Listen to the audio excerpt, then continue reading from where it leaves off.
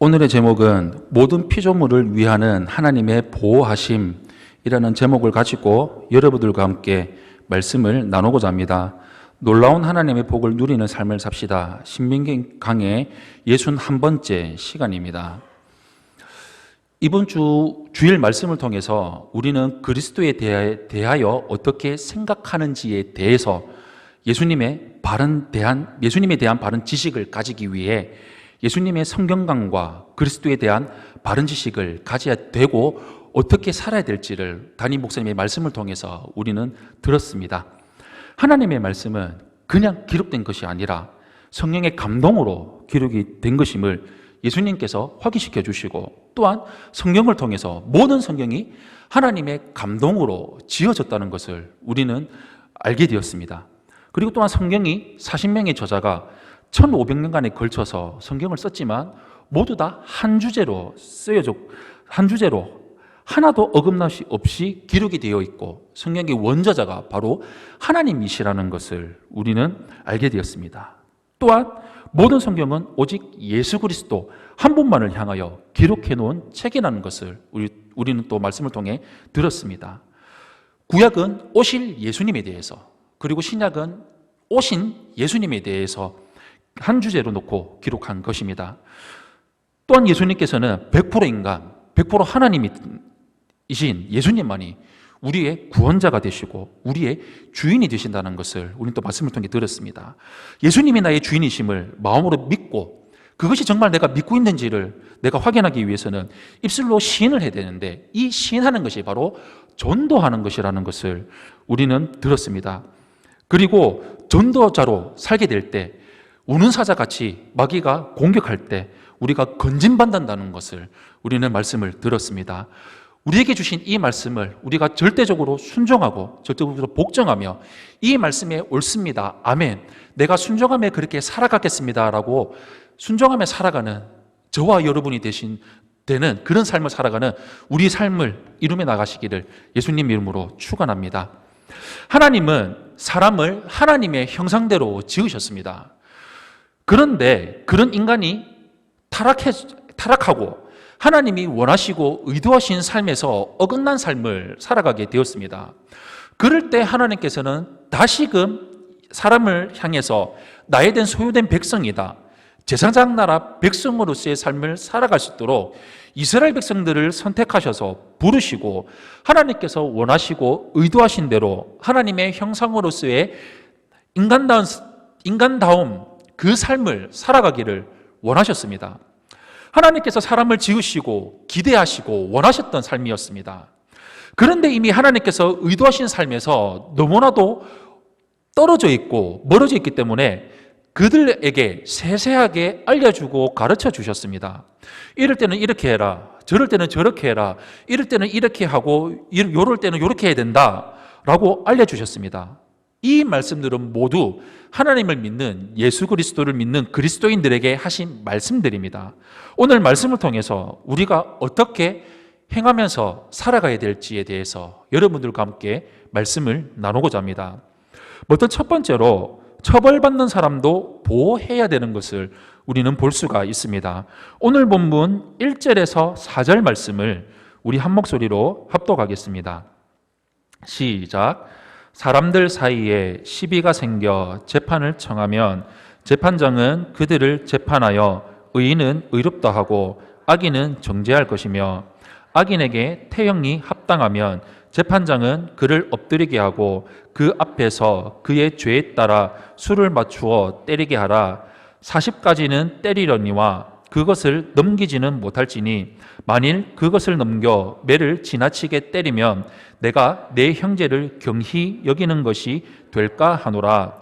곡식 떠는 소에게 망을 씌우지 말지니라. 아멘. 오늘날의 형벌제도는 그 범죄의 경중에 따라서 사형부터 시작을 해서 구금 또는 벌금형 혹은 가택연금 등에 이르기까지 다양하게 구분이 되어 있습니다. 구약시대 이스라엘 사회에서는 주로 사형과 체형 및 벌금형으로 그 형벌을 구분했는데, 체형에서는 매를 때리는 태형과 다른 사람에게 해를 입힌 대로 그대로 되갚아주는 동해보복법이 있습니다. 오늘 말씀은 그 가운데 중에 바로 태형을 가는 방법에 관한 말씀을 하나님께서 말씀하고 계십니다. 의인은 의롭다 하고 악인은 정죄하게 됩니다. 즉 공정한 재판이 진행이 되어야 된다는 것을 말하고 있습니다. 이 말은 어떤 사람이 범죄 혐의를 받고 고소를 당했는데 아무런 혐의가 없는 경우에 재판관은 그 사람의 혐의가 없음을 공식적으로 선포를 해서 그가 더 이상 사회생활에 있어서 불이익을 당하지 않도록 하는 책임이 있었다는 것이었습니다. 그런데 만약 고소당했던 사람의 혐의가 진짜로 사실로 밝혀졌을 경우에는 재판관은 반드시 그를 정죄해야 되고 악인을 의롭다고 선포하는 불의를 저질러서는 안 되었었습니다. 특히 재판관이 돈에 넘어가가지고 매수돼가지고 판결을 가볍게 하는 악을 행동해서는 안 된다는 것이었습니다. 태형은 형벌 조항입니다. 그래서 태형으로 죗값을 지불한다는 의미가 있습니다. 그러나 그것보다 더 중요한 것은 태형은 범죄자로 해서 자기 죄를 깨닫고 돌이키게 하는 계심에서 새로운 삶을 살도록 만드는데 그 근본적인 목적이 있었습니다. 따라서 범죄자라고 해도 그 인격은 보호가 되어야 했었습니다. 더구나 생활에서 지장을 미칠 정도의 형벌이 가해져 가지고 그렇게 해서는 안 되었다는 것입니다. 그런 의미에서 태형을 40대까지는 때리지만 그 이상을 넘어가지 못하도록 했던 것이었습니다. 신명기 25장 4절에 이렇게 나와 있습니다. 곡식 떠는 소에게 망을 씌우지 말지니라 라고 나와 있습니다. 1절에서 3절까지는 처벌받는 사람의 규정이 나와 있는데 갑자기 4절에서 소에게 망을 씌우지 말라라고 갑자기 단어가 바뀌어서 문맥이 바뀌어서 등장을 합니다. 고대 근동 지방에서 추수한 곡식을 타작할 때 곡식을 타작망에다가 널어놓고 그 위를 소들이 걸어다니게 해가지고 탈곡을 했다고 합니다. 그런데 시간이 지나면서 그 후대에는 구멍이 뚫린 널빤지 위에 돌을 올려놓거나 사람이 직접 올라타고 소로 그 널빤지를 끌게 해가지고 곡식을 떨었었습니다. 이렇게 탈곡을 하다 보면은 소들은 자연스럽게 고개가 밑으로 내려가고 걸어가다가 곡식이 발견하게 되면 자연스럽게 먹게 되었습니다. 이때 주인은 이것을 방지하기 위해서 소의 입에 망을 씌웠었습니다. 그런데 하나님은 그렇게 하지 말라고 말씀을 하고 계십니다. 하나님은 비록 짐승이라 해도 주인을 위해 수고하는 짐승에게 정당한 대가를 주도록 하신 것이었습니다. 이것은 기본 태도의 문제입니다. 힘들고 어렵고 가혹하고 절망적인 상황을 볼 때 어떻게 행동해야 될지를 알려주는 기준입니다. 하나님은 짐승조차 합당하게 대우해야 될 것을 명령하고 계십니다. 하나님을 섬기는 백성이라면 이웃의 어려움과 공공함을 결코 지나칠 수가 없는 것입니다. 이처럼 짐승에게도 이렇게 세세하게 배려를 하는데 사람을 매질할 때 그 존엄성까지 훼손이 될 정도로 굴욕을 주어서야 되겠냐는 것이었습니다.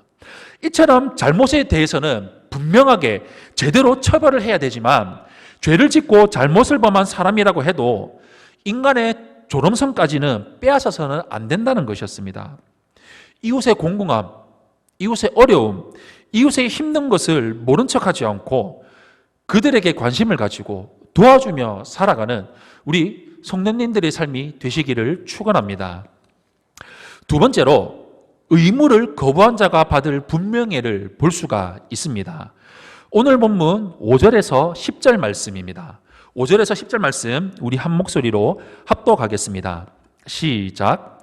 형제들이 함께 사는데 그중 하나가 죽고 아들이 없거든 그 죽은 자의 아내는 나가서 타인에게 시집가지 말 것이요 그의 남편의 형제가 그에게로 들어가서 그를 맞이하여 아내로 삼아 그의 남편의 형제된 의무를 그에게 다 행할 것이요 그 여인이 낳은 첫 아들이 그 죽은 형제의 이름을 잊게 하여 그 이름이 이스라엘 중에서 끊어지지 않게 할 것이니라.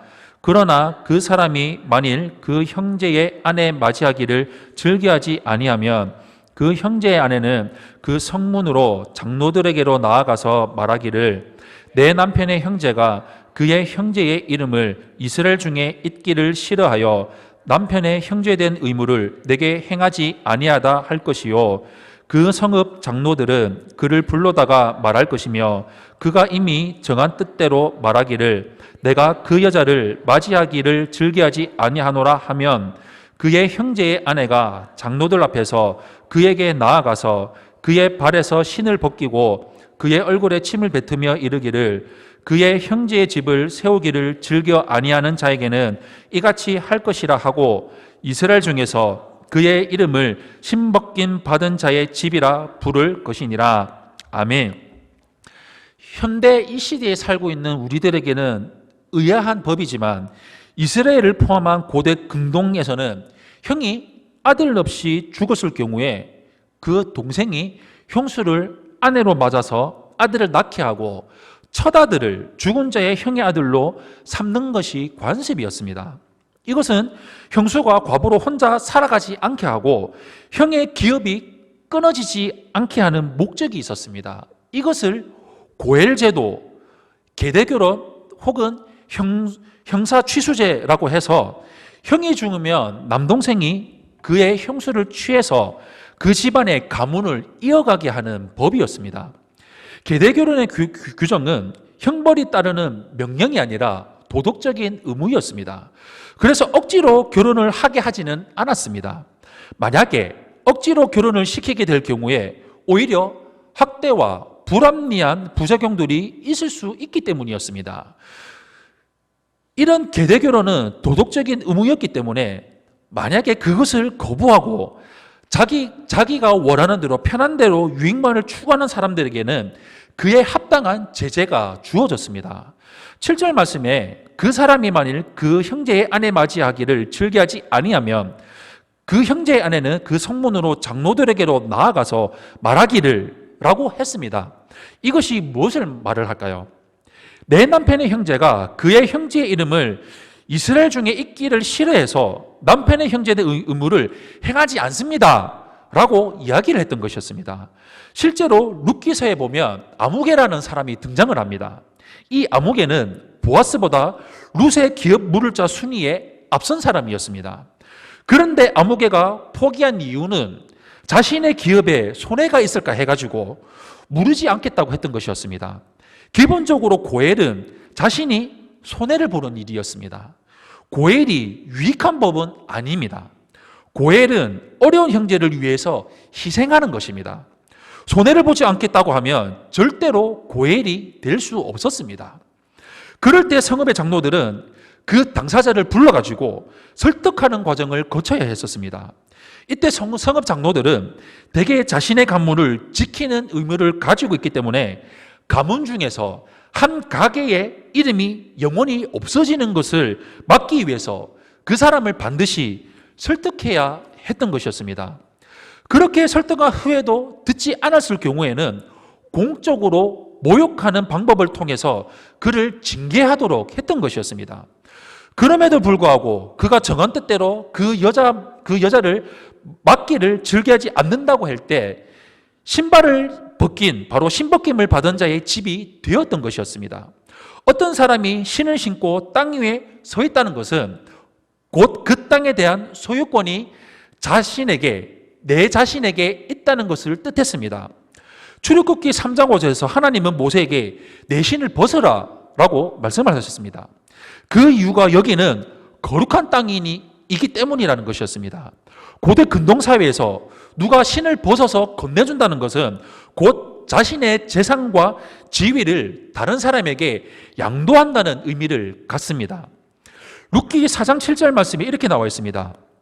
옛적 이스라엘 중에는 모든 것을 무르거나 교환하는 일을 확정하기 위하여 사람이 그의 신을 벗어 그의 이웃에게 주더니 이것이 이스라엘 중에 증명하는 전례가 된지라 라고 나와 있습니다. 이에 아무개가 보아스에게 이르되 내가 너를 위하여 살아 하고 신을 벗었다고 말씀을 하고 있습니다. 여기서 그 죽은 형제의 아내가 그의 발에서 신을 벗는다는 것은 형제된 자로서 마땅하게 형수를 취하고 그 기업을 이을 자식을 낳아주어야 할 권리를 박탈한다는 의미가 있습니다. 룻기에서 아무개가 신을 벗었다는 것은 자기 스스로 기업 물음의 권리를 포기하겠다고 선언했던 것이었습니다. 그리고 맨발로 있는 상태가 된 그 사람은 곧 다른 사람들의 조롱거리가 되고 형제 사랑이 없는 자로 평가받게 되었었습니다. 사무엘하 15장 30절에는 압살롬의 반역으로 인해서 예루살렘에서 도망쳐야 했던 다윗의 모습이 나와 있습니다. 30절에 이렇게 나와 있습니다. 다윗이 감람산 길로 올라갈 때에 그의 머리를 그가 가리고 맨발로 울고 가고 그와 함께 가는 모든 백성들도 각각 자기의 머리를 가리고 울며 올라가니라 라고 나와 있습니다. 여기서 맨발로 올라간다는 이 행동이 바로 수치스러움을 표현하는 것이었습니다. 신을 벗긴다는 것은 룻기의 아무개처럼 의무를 다하지 않는 사람에게 수치스러운 일이었던 것이었습니다. 그런데 그것으로 끝나는 것이 아니었습니다. 신을 벗은 자의 얼굴에 침을 뱉으며 이르기를 그의 형제의 집을 세우기를 즐겨하지 아니하는 자에게는 이같이 할 것이라 라고 했다는 것이었습니다. 그러면서 이스라엘 중에서 그런 사람을 신벗김 받은 자의 집이라고 불렀었습니다. 이 말은 맨발 상태의 사람이 불쌍한 사람으로 취급되듯이 신벗김을 받은 자의 집이란 불쌍한 가문, 별 볼 일 없는 가문이란 의미를 포함하고 있었습니다. 형제의 의무를 다하지 못한 자에게 수치스러운 오명을 붙여준 것입니다. 이렇게 기업을 무르는 일이 얼마나 중요한가를 그 의미를 갖고 있는지를 말씀해주고 있는 것입니다. 그런데 이것이 다가 아닙니다. 민수기 27장 8절에서 11절을 보시면 기업 물음의 문제는 또 다른 이권 문제와 연결이 되어 있습니다. 우리 민수기 27장 8절에서 11절 말씀을 우리 한 목소리로 합독하겠습니다. 시작. 너는 이스라엘 자손에게 말하여 이르기를 사람이 죽고 아들이 없으면 그의 기업을 그의 딸에게 돌릴 것이요 딸도 없으면 그의 기업을 그의 형제에게 줄 것이요 형제도 없으면 그의 기업을 그의 아버지의 형제에게 줄 것이요 그의 아버지의 형제도 없으면 그의 기업을 가장 가까운 친족에게 주어 받게 할지니라 하고 나 여호와가 너 모세에게 명령한 대로 이스라엘 자손에게 판결의 규례가 되게 할지니라. 아멘. 무슨 말을 하고 있는 것일까요? 누군가가 계대결혼 바로 형차 취수의 책임을 지지 않아가지고 대를 잇지 못하게 되면 나중에 가장 가까운 친척에게 그 재산이 돌아가도록 되게 되어 있었던 것이었습니다. 그래서 계산이 빠르거나 눈치가 빠른 사람들은 어떤 가문을 하나를 일부러 고의적으로 망하게 하거나 아니면 장남의 기업이 끊어지도록 그대로 방관을 해가지고 그것이 결국은 자기에게로 돌아오게 만들었던 그런 사람이 있었다는 것이었습니다. 이런 사람을 어떻게 하라고 하는 것일까요? 신을 벗기고 침을 뱉으면서 신 벗긴 사람이라고 모욕을 주라는 것이었습니다. 고대에는 신을 안 씻는 것은 바로 종들이었습니다. 그렇게 해서 이 사람은 하나님의 복주심과 약속에 동참할 자격이 없는 종 같은 사람이라고 하나님의 백성으로서의 생각이 없고 책임과 자격이 없는 사람이라고 선언하라는 것이었습니다. 신벗긴 자의 집이 된다는 것은 그리스도인으로서 고엘의 삶을 살지 못한 사람에 대한 부끄러운 훈장과 같은 것이었습니다. 그만큼 하나님은 그리스도인들이 다른 사람의 아픔을 알아주고 함께 짐을 지며 가기를 원하신 것이었습니다. 예수 그리스도께서 우리의 고엘이 되어주셨다는 것은 바로 이런 의미입니다. 수고하고 무거운 짐진 자들을 부르시고 그들이 모든 죄의 짐을 대신 지신 예수 그리스도, 죄의 노예, 사망의 노예가 된 우리의 고엘이 되셔서 우리를 죄와 사망의 법에서 다시 값을 지불하시고 사신 것입니다. 그래서 예수 그리스도는 우리의 진정한 고엘이 되어주시고 내가 너희의 선생이 되어서 이같이 너희를 섬겼으니 너희도 다른 사람의 고엘이 되는 삶을 살아라 라는 것입니다. 대신 짐을 져주고 아픔을 만져주는 사람이 되라는 것이었습니다. 형사취소제는 오늘날에는 문자적으로는 적용하지 않는 규례이지만 그 안에 담겨져 있는 하나님의 깊은 뜻은 성도가 그리스도 안에서 순종해야 하는 교훈입니다. 구원과 돌봄이 필요한 이웃에게 그리스도의 사랑으로 복음을 전하고 섬기며 돌보는 것은 구원받은 성도가 실천해야 될 사항인 것입니다. 사랑하는 성도 여러분, 우리는 약한 사람, 가난한 사람에게 별 관심이 없을 때가 있습니다. 내게 아무런 도움이 되지 못하고 오히려 해가 되는 일이 생길 수도 있기 때문입니다. 그런데 하나님은 특별하게 그런 사람들을 위해서 일하십니다. 그러므로 우리도 그들을 향해야 됩니다. 힘들고 어렵고 불쌍한 사람들의 필요를 채워주는데 관심을 가져야 됩니다. 하나님이 그것을 기뻐하시기 때문입니다. 우리 평생토록 이와 같은 삶을 살아가는 우리 세종안교회 성도님들이 되시기를 예수님 이름으로 축원합니다. 아멘.